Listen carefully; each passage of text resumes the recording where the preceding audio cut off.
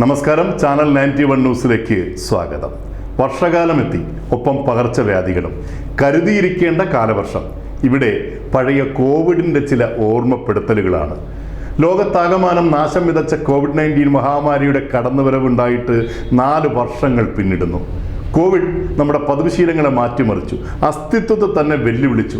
കുറെ കാലത്തേക്ക് ചരിത്രഗതിയെ നിശ്ചലമാക്കുവാനും നിഷ്പ്രഭമാക്കുവാനും ഒരു കുഞ്ഞൻ അണുവിൻ്റെ താണ്ഡവം ഇടയാക്കി.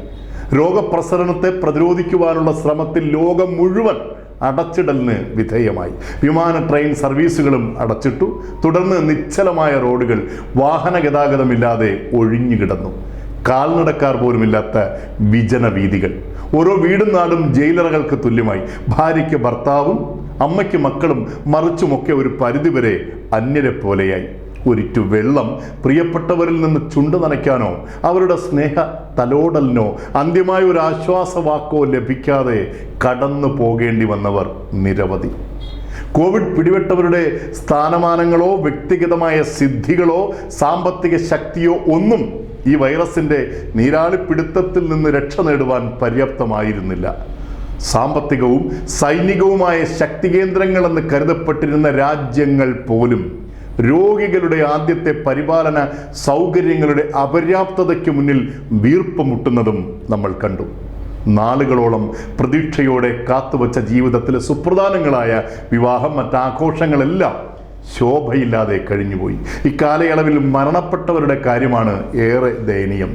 ലോകത്താകെ 231 രാജ്യങ്ങളിലെ ഏതാണ്ട് 70 ലക്ഷത്തോളം പേരാണ് കോവിഡ് ബാധിച്ച് ഇതുവരെ മരണമടഞ്ഞിട്ടുള്ളത്. കോവിഡ് മൂലം അമേരിക്കയിൽ 12 ലക്ഷത്തിലധികം പേർ മരിച്ചപ്പോൾ ബ്രസീലിൽ 7 ലക്ഷവും ഇന്ത്യയിൽ 5 ലക്ഷത്തിലധികം പേരും മരണപ്പെട്ടു. 2019 ഡിസംബറിൽ ചൈനയിലാണ് കോവിഡ് ഉത്ഭവിച്ചതെങ്കിലും അവിടെ മരണം കേവലം 5000-ൽ പരം മാത്രം. ഇനി കോവിഡ് കാലത്തെ പ്രകൃതി നന്മകളുടെ ചില ഓർമ്മപ്പെടുത്തലുകളാണ്.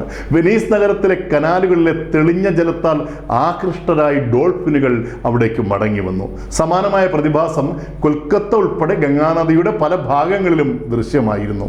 ഏതാണ്ട് 30 വർഷങ്ങൾക്ക് ശേഷമാണ് ഡോൾഫിനുകൾ അവിടേക്ക് മടങ്ങിയെത്തിയത്. അന്തരീക്ഷ മലിനീകരണം ഇല്ലാതായതോടെ പഞ്ചാബിലെ ജലന്ധർ നഗരവാസികൾക്ക് ഏതാണ്ട് 250 കിലോമീറ്റർ അകലെയുള്ള ഹിമാലയ പർവ്വത ശിഖരങ്ങൾ കാണാൻ സാധിച്ചു. 100 വർഷങ്ങൾക്ക് ശേഷം നേപ്പാൾ തലസ്ഥാനമായ കാഠ്മണ്ഡുവിൽ നിന്നും എവറസ്റ്റ് കൊടുമുടി കാണാൻ കഴിഞ്ഞു. പ്രകൃതിയുടെ മർമ്മരങ്ങളും തേങ്ങലുകളും ശ്രവിക്കുവാനും അതോടൊപ്പം അതിൻ്റെ ശാന്ത ഗംഭീരതയും നഗ്ന സൗന്ദര്യവും ആസ്വദിക്കുവാനുള്ള അസുലഭ വേളയായി മാറി ഈ അടച്ചിടൽ കാലം. പ്രകൃതി തൻ്റെ കാൽക്കീഴിലാണെന്ന് ഭാവിച്ചഹങ്കരിച്ച മനുഷ്യനെ അല്പകാലത്തേക്കെങ്കിലും വിനീത വിധേയനാക്കുവാൻ ഈ അണുജീവി കാരണക്കാരനായി.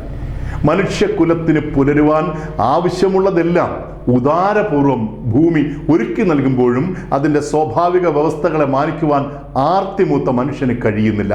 സഹനത്തിൻ്റെ സീമകൾ അതിരുകടക്കുമ്പോൾ പ്രതികരിക്കാതിരിക്കാൻ പ്രകൃതിക്കാവില്ല. മഹാമാരിയായും പ്രളയമായും കൊടും വരൾച്ചയായും അത് നമ്മെ പ്രഹരിച്ചുകൊണ്ടേയിരിക്കും. ഇനി കാലവർഷമാണ്. കരുതിയിരിക്കാം, പ്രകൃതിയെ സ്നേഹിക്കാം, സംരക്ഷിക്കാം. News desk, channel 91.